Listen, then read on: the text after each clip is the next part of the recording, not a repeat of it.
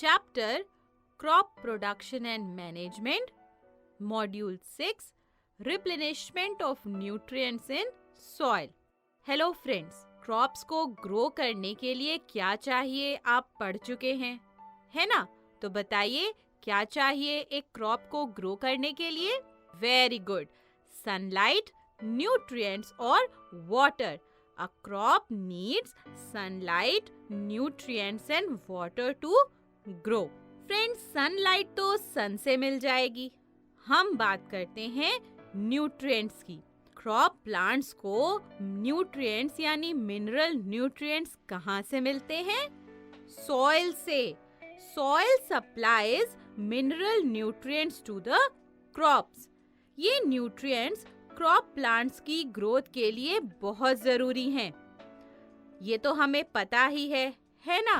अब economic reasons के कारण यानी ज्यादा प्रोडक्शन के कारण फार्मर्स एक लैंड पर एक के बाद एक क्रॉप्स ग्रो करते जाते हैं. कंटिन्यूअसली यानी एक के बाद एक क्रॉप ग्रो करने से आपको पता है क्या होता है? सॉइल में न्यूट्रिएंट्स की कमी हो जाती है और इसकी वजह से सॉइल की फर्टिलिटी ये भी कम हो जाती है. So continuous growing of crops makes the soil deficient in certain nutrients and the soil loses its fertility. अब न्यूट्रिएंट्स की कमी होगी तो क्या करेंगे? अगर आपकी बॉडी में कैल्शियम की कमी होती है तो क्या करते हैं? कैल्शियम के लिए डॉक्टर्स आपको दूध पीने के लिए कहते हैं या कैल्शियम की टैबलेट्स देते हैं, है ना? यानी कैल्शियम अलग से प्रोवाइड करते हैं. तो अगर सॉइल में न्यूट्रिएंट्स की कमी होगी तो क्या करेंगे? गुड, सॉइल को न्यूट्रिएंट्स प्रोवाइड करेंगे. टाइम टू टाइम सॉइल में न्यूट्रिएंट्स को रिप्लेनिश करेंगे. रिप्लेनिश यानी कि न्यूट्रिएंट्स की कमी को पूरा करेंगे. कैसे करेंगे? नेचुरल मेथड से या फिर मैन्योर और फर्टिलाइजर्स को ऐड करके. So replenishment of nutrients in the soil is done by natural methods और by adding manure and fertilizers. So let us talk about the natural methods first. सबसे पहले चलिए नेचुरल मेथड्स की बात करते हैं. First is फैलोइंग.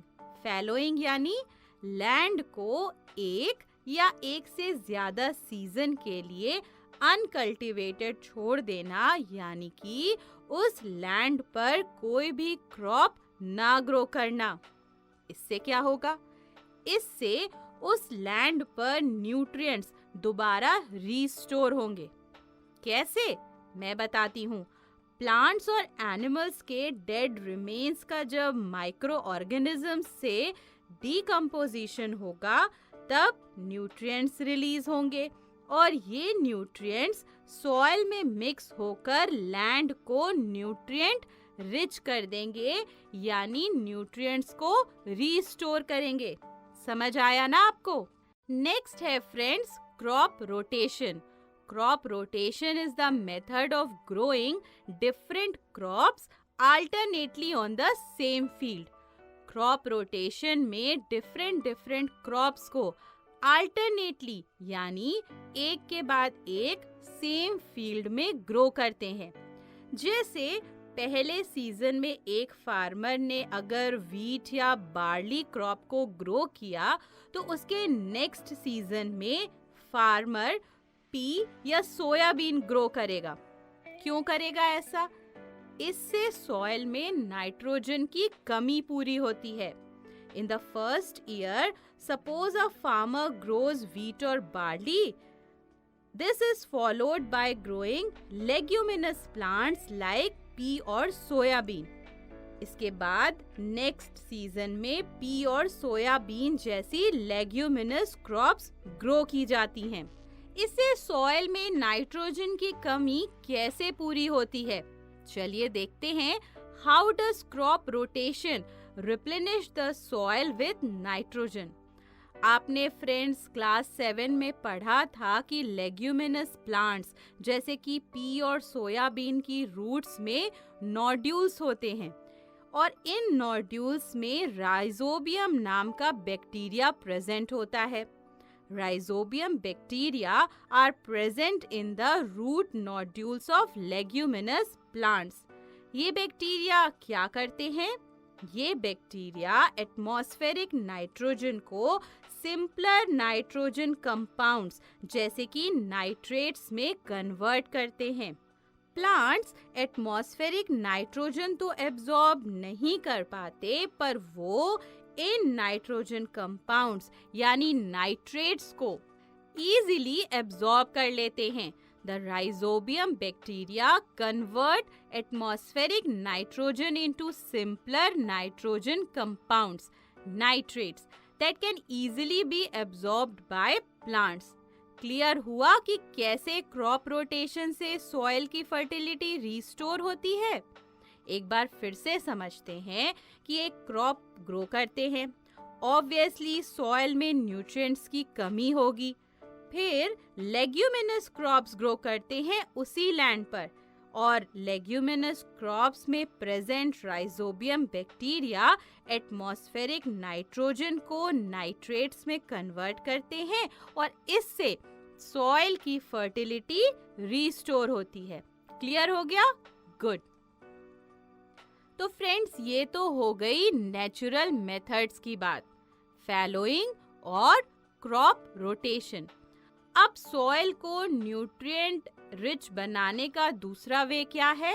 मैन्योर और fertilisers को ऐड करना।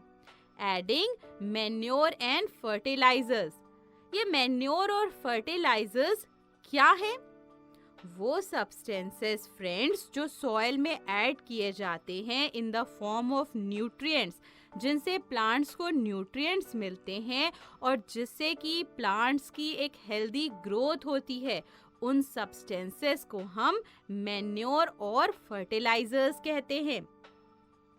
और ये मैन्योर को ऐड करने की जो प्रोसेस होती है उसे हम मैन्योरिंग कहते हैं। The addition of manure is called manuring. तो बताइए क्या है manure and fertilisers? The substances that are added to the soil in the form of nutrients for the healthy growth of plants are called manure and fertilizers. तो friends, चलिए इस module में हमने जो भी डिस्कस किया है जल्दी से रिवाइज कर लेते हैं। हमने सबसे पहले पढ़ा कि soil supplies mineral nutrients to plants. Continuous growing of crops makes the soil deficient in nutrients and soil loses its fertility. So soil needs to be replenished from time to time. Soil is replenished by two ways: natural methods or addition of manure and fertilizers. Natural methods of restoring soil fertility are fallowing and crop rotation. In fallowing, land is left uncultivated for one or more seasons so that it regains nutrients by the decomposition of remains of plants and animals. Then we discussed about crop rotation, and crop rotation is the method of growing different crops alternately on the same field. इसके बाद friends हमने पढ़ा था कि manure और fertilisers क्या होते हैं। So the substances that are added to the soil in the form of nutrients for the healthy growth of plants are called manure and fertilisers. Friends, manure and fertilisers के बारे में हम अगले module में detail में discuss करेंगे। चलिए अब इस मॉड्यूल में हमने जो कॉन्सेप्ट पढ़ा है उसके बेसिस पर एक्सरसाइज सॉल्व करते हैं और एक्सरसाइजेस सॉल्व करने के बाद फ्रेंड्स क्वेश्चंस आंसर्स को अपने नोटबुक में जरूर लिखिए।